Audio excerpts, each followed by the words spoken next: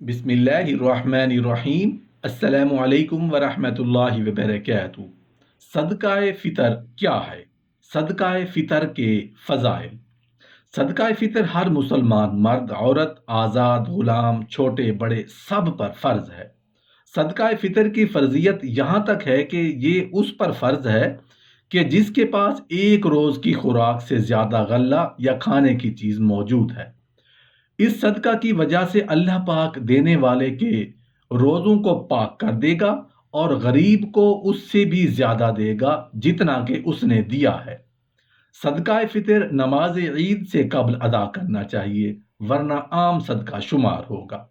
सदका फ़ितर अदा करने का वक्त आखिरी रोज़ा अफ्तार करने के बाद शुरू होता है, लेकिन ईद से 1 या 2 दिन पहले भी अदा किया जा सकता है।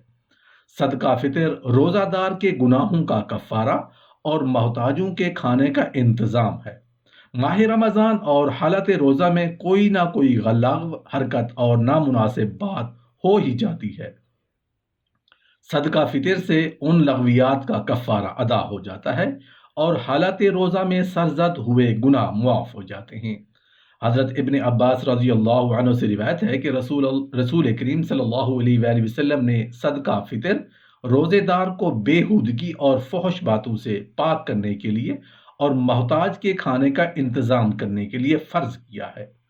जिसने नमाज ईद से पहले अदा किया उसका सदका फ़ितर अदा हो गया, और जिसने नमाज ईद के बाद अदा किया उसका सदका फ़ितर आम सदका शुमार होगा। अगर कोई मुसलमान किसी उज़र के बायस रमज़ानुल मुबारक के रोज़े नहीं रख सका तो उसे भी सदका फ़ितर अदा करना चाहिए, क्योंकि सदका फ़ितर के लिए रोज़ादार होना शर्त नहीं, बल्कि सदका फ़ितर हर मुसलमान छोटे बड़े पर फ़र्ज़ है, खा रोज़े रखे हों या ना रखे हों। हज़रत इब्न अब्बास रज़ियल्लाहु अन्हु से मरवी है, एक हदीस पाक में जो फ़वाइद सदका फ़ितर में गुजर चुकी है, में सदका फ़ितर को रोज़ादार के गुनाहों की पाकी कहा गया है, जिससे इस तदलाल कहा जा सकता है कि सदका फ़ितर सिर्फ रोज़ादारों के लिए ही ज़रूरी नहीं। इमाम बिन हजर अस्कलानी रहमतुल्लाह अलैह ने फ़तहुल बारी जिल्द नंबर 3 सफ़ा नंबर 369 और इमाम शौकानी रहमतुल्लाह अलैह ने नीलुल अवतार में फरमाया है कि इस लफ्ज़ से अक्सरियत मुराद है। चूँकि रमज़ानुल मुबारक में मुसलमानों की अक्सरियत रोज़ादार होती है, इसलिए सदका फ़ितर का एक फ़ायदा ये बयान फरमाया से सदका फ़ितर रोज़ादार के गुनाहों की पाकी है। सदका फ़ितर का वक्त रमज़ानुल मुबारक के आखिरी दिन ग़ुरूब आफ्ताब के बाद शुरू होता है और ईद उल फ़ितर की नमाज तक रहता है। हज़रत इब्न उमर रज़ियल्लाहु अन्हु से मरवी है कि नबी करीम सल्लल्लाहु अलैहि वसल्लम ने नमाज ईद के लिए लोगों के निकलने से पहले सदका फ़ितर देने का हुक्म दिया।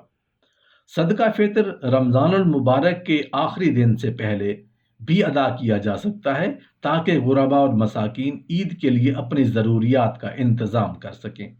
सहाबा कराम रज़ियल्लाहु अन्हुम के बारे में है कि वो सदका फ़ितर ईद उल फ़ितर से 1 या 2 दिन पहले देते थे।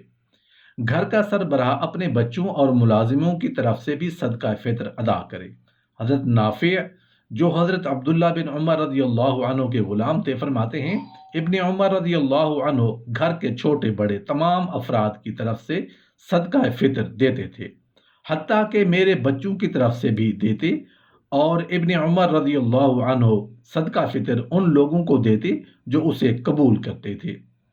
हज़रत अब्दुल्ला बिन उमर रज़ियल्लाहु अन्हु से रिवायत है कि रसूलुल्लाह सल्लल्लाहु अलैहि वसल्लम ने फ़ितर की ज़कात आज़ाद या ग़ुलाम, मर्द या औरत तमाम मुसलमानों पर 1 सा खजूर या जौ की फ़र्ज़ की थी।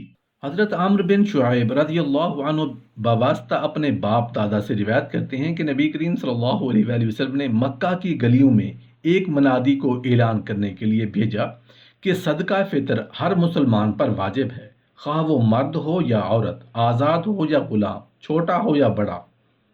निस्फ सा घी में से और उसके सिवा दूसरी खाने की चीज़ों में से 1 सा। सदका फ़ितर की मिकदार 1 सा है, जो 3.25 सेर या 2.5 किलोग्राम के बराबर है। हज़रत इब्न उमर रज़ियल्लाहु अन्हु से रिवायत है کہ رسول اللہ صلی اللہ علیہ وآلہ وسلم نے رمضان کا صدقہ فطر 1 سا کھجور یا 1 سا جو غلام، مرد، عورت، آزاد، چھوٹے بڑے ہر مسلمان پر فرض کیا ہے۔ گیہوں، چاول، جو، کھجور، منقع یا پنیر میں سے جو چیز زیر استعمال ہو وہی دینی چاہیے۔ حضرت ابو سعید رضی اللہ عنہ فرماتے ہیں کہ ہم صدقہ فطر میں 1 سا غلہ یا 1 سا کھجور یا 1 سا جو یا 1 سا منقع یا 1 سا پنیر دیا کرتے تھے۔ حضرت نافع رضی اللہ عنہ سے روایت ہے کہ ابن عمر رضی اللہ عنہ گھر کے چھوٹے بڑے تمام افراد کی طرف سے صدقہ فطر دیتے تھے، حتیٰ کہ میرے بیٹوں کی طرف سے دیتے تھے، اور ابن عمر رضی اللہ عنہ ان لوگوں کو دیتے تھے جو قبول کرتے اور عید الفطر سے 1 یا 2 دن پہلے دیتے تھے۔ حضرت عبداللہ بن عباس رضی اللہ عنہ سے مروی ہے کہ نبی کریم صلی اللہ علیہ وآلہ وسلم نے فرمایا، جس نے صدقہ فطر نماز عید سے پہلے ادا کیا اس کا صدقہ فطر ادا ہو گیا، اور جس نے نماز عید کے بعد ادا کیا تو اس کا عام صدقہ شمار ہوگا۔ صدقہ فطر کے لیے کوئی نصاب مقرر نہیں ہے۔ جس شخص کے پاس ایک روز کی خوراک سے زائد چیز موجود ہو اس پر صدقہ فطر فرض ہے۔ البتہ اگر کسی کے پاس ایک دن رات کی خوراک بھی نہ ہو تو وہ صدقہ فطر سے مستثنا ہے۔ نبی کریم صلی اللہ علیہ وآلہ وسلم کا ارشاد گرامی ہے کہ صدقہ فطر ادا کرنے کی برکت سے مالدار کے اللہ تعالیٰ گناہ معاف کر دے گا، اور غریب نے جتنا صدقہ فطر دیا ہے اسے اس سے زیادہ عطا فرمائے گا۔ حضرت عبداللہ بن عمر رضی اللہ عنہ فرماتے ہیں کہ رسول کریم صلی اللہ علیہ وآلہ وسلم نے رمضان کا صدقہ فطر 1 سا کھجور یا 1 سا جو غلام، آزاد، مرد، عورت، چھوٹے بڑے ہر مسلمان پر فرض کیا ہے۔ گندم، چاول، کھجور، منقع یا پنیر میں سے جو چیز زیر استعمال ہو اس میں سے صدقہ فطر ادا کرنا چاہیے۔ مشہور صحابی رسول حضرت ابو سعید خدری رضی اللہ عنہ فرماتے ہیں، ہم نبی کریم صلی اللہ علیہ وآلہ وسلم کے زمانہ مبارکہ میں صدقہ فطر 1 سا خوراک دیا کرتے تھے، اور ان دنوں ہماری خوراک جو منقع، پنیر اور کھجور ہوتی تھی۔ سنن نسائی صفحہ نمبر 285 جلد نمبر 1 میں ہے، حضرت عبداللہ بن عباس رضی اللہ عنہ نے اہل بصرہ کو صدقہ فطر کے بارے میں بتایا کہ کھجور اور جو 1 اور گندم نصف سا دی جائے، اور صحیح بخاری صفحہ نمبر 205 جلد 1 میں ہے کہ حضرت امیر معاویہ رضی اللہ عنہ نے اپنے دور حکومت میں ایک دفعہ شام سے مدینہ منورہ تشریف لائے اور گندم کی آمدنی ہوئی تو انہوں نے فرمایا، میں سمجھتا ہوں کہ اس کا 1 مد دوسرے اناج کے 2 مد کے برابر ہے، یعنی گندم کا نصف سا قیمتاً دوسرے اناج کے 1 سا کے برابر ہے۔ صدقہ فطر کے مستحق وہی لوگ ہیں جو زکوٰۃ کے مستحق ہیں۔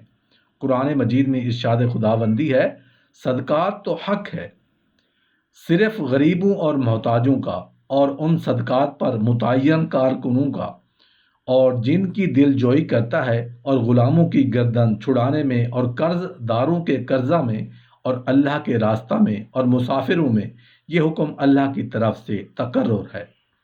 فی سبیل اللہ کی مد میں دینی مدارس جہاں تک کتب و سنت کی باقاعدہ تعلیم ہوتی ہو وہاں زکوٰۃ و صدقات دینا جائز ہے، اور طلباء کے خورد و نوش، لباس و قیام اور کتب وغیرہ پر خرچ کیا جا سکتا ہے۔